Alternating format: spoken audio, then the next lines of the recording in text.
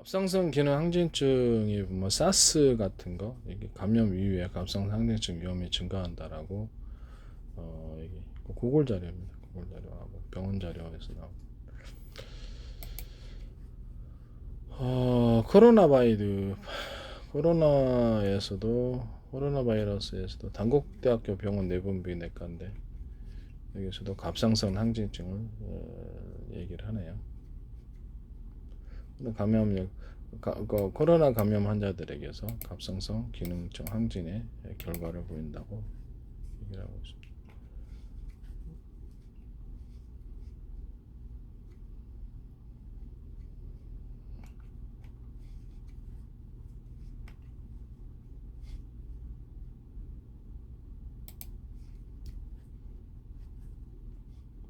그 다음에 갑상선과 간 기능 저하 이런 부분에 대해서도 얘기를 했었죠.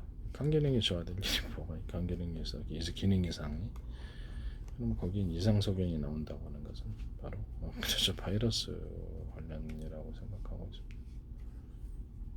자가 면역질환 바이러스라고 봐야 돼요. 제 개인적인 입장이라는 것을 말씀드립니다. 저는 그렇게 생각해도 되는 거죠. 이렇게 좀 발표할 수 있는 세상이 되었으면 좋겠다. 그 다음에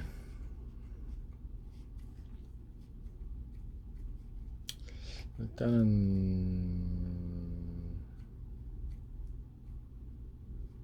서울 아산병원인데 여기서도 아산병원 자료입니다. 갑상선 비대와 목의 통증, 갑상선 염해에 있어서 뭐 급성, 만성, 아급성, 만성, 급성, 산후갑상염 이렇게 있고 이게 자가 면역 반응이라 그래요. 바이러스 세균형 감염도 있다고 얘기를 하고 있어요. 실제로는 바이러스 세균 감염이 더 비중이 높을 수도 있다고 생각합니다. 약물 복용과 외부 방사선 치료받고 있을 때 갑상선염이 발생할 수 있습니다.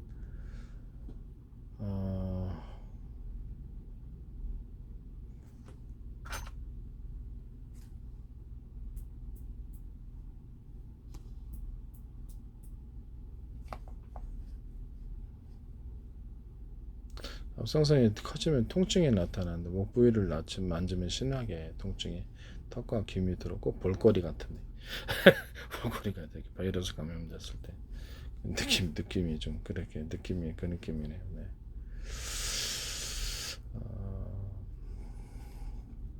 저는 바이러스로 생각합니다. 혹시 그런 게 아닐까? 이거 다시 한번 제가 조사를 해봐야 되겠네. 손에 땀이 많이 나는 사람들 있잖아요. 만성적인 바이러스에 감염되지 않아서 심장 기능 이상이 있을 수도 있고 심장이 너무 과다하게 뛰어서 심리적인 이유일 수도 있겠죠. 라는 바이러스 증상을 좀 생각을 하면 연구를 해봐야 되겠네요.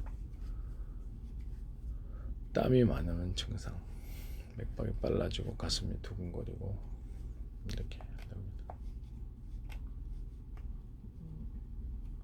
갑상선에 염증이 생기면 염증이 왜 생길까요? 특별한 이유 없이 바이러스나 세균감, 그럼 바이러스로 생각해요. 갑상선 저는 기능 저하나 항진이 생깁니다. 염증이 생길 이유가 없잖아요. 다쳤나? 그렇죠. 그러니 바이러스나 세균 감염을 생각해야 되는 것입니다. 그러면 바이러스입니다. 세균이 아니라면 바이러스죠. 갑상선 기능 저하일 때는 피로감을 많이 느끼고 우울, 식욕부진, 체중 증가, 변비 참 의심스럽네요. 변비나 설사가 나타난단 말이에요. 갑상선 기능 항진 때는 설사, 그죠? 변비 설사 이게 반복되는 경우는 그렇죠. 이거 의심해야 되는 거예요. 바이러스를. 갑상선 기능 안정형 경우는 체중 감소. 아산병원 자료입니다.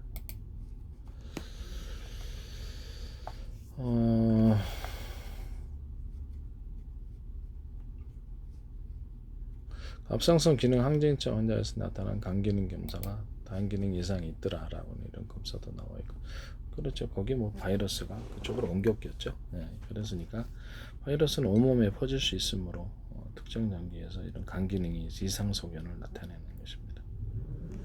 바이러스라고 생각합니다. 자가 면역질환은 거의 대부분 바이러스로 이렇게 여겨집니다.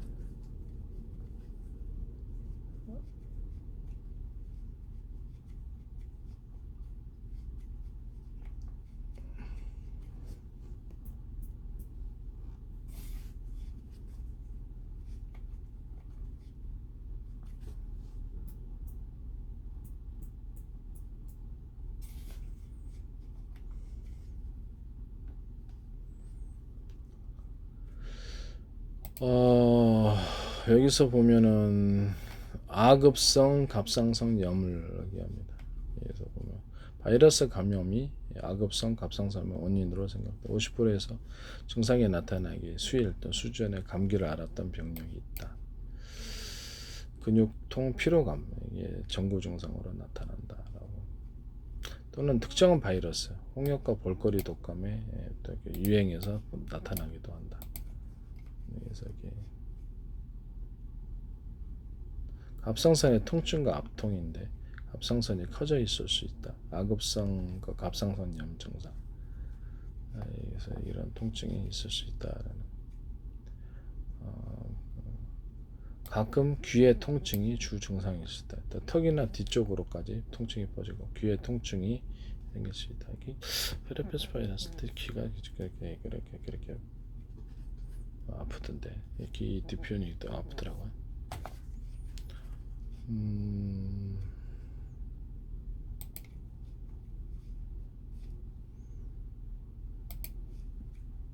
만성적으로 바이러스가 제가 바이러스를 치료를 하다 보니까 바이러스가 완전히 생각하더라. 페르페스 바이러스 약을 개발을 했고 이렇게 치료를 했는데 완전히 뿌리채 해결이 안 돼. 또 어느 시점에 가면은 요즘은 이제 거의 나지 않아요. 옛날처럼 옛날에는 자주 났는데 귀까지도 얼으라고 그랬는데 얼굴도 막 가렵고 그랬는데 지금은 그렇게 나지 않더라고. 얼굴도 안 가렵고 또 뭐 옛날처럼 가렵지는 않은 것 같아.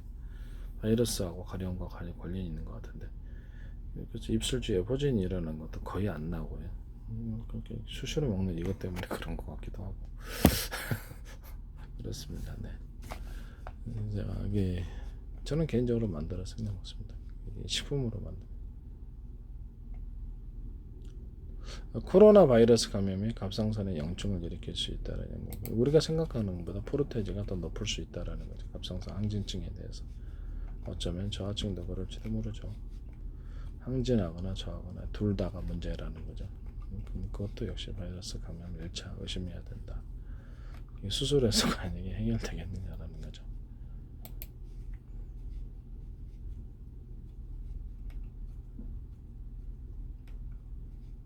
아급성 갑상선염 바이러스에 의한 갑상선 염증이다.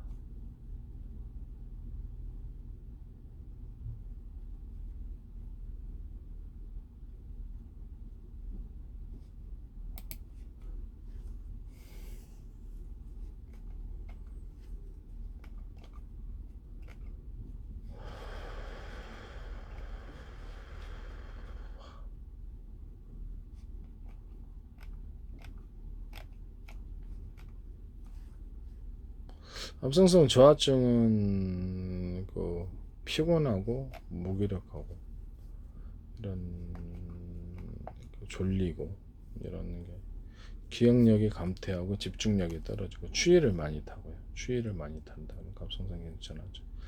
소금만 좀 먹어도 다 그렇게 괜찮은데 그죠? 추위를 많이 탄다. 온몸이 붓는다. 눌러도 들어가지 않는다. 온몸이 붓는다. 이게 그렇죠. 수축과 이완 작용이 있어서 문제가 대사 이상이 생기니까 뭐 그런 것 같은데 온몸이 붓는다. 식욕이 감소하나 체중은 늘어난다. 피부가 건조하고 땀이 잘 나지 않는다. 피부가 건조하고 땀이 잘 안 난다고?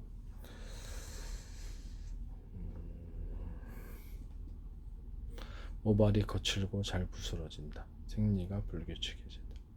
맥박이 느리다. 성대도 붓기 때문에 신목소리가 날 수 있다. 혀도 붓기 때문에 혀의 감각이 이상하다. 부을 이유가 없는데 그죠? 왜 부을까요?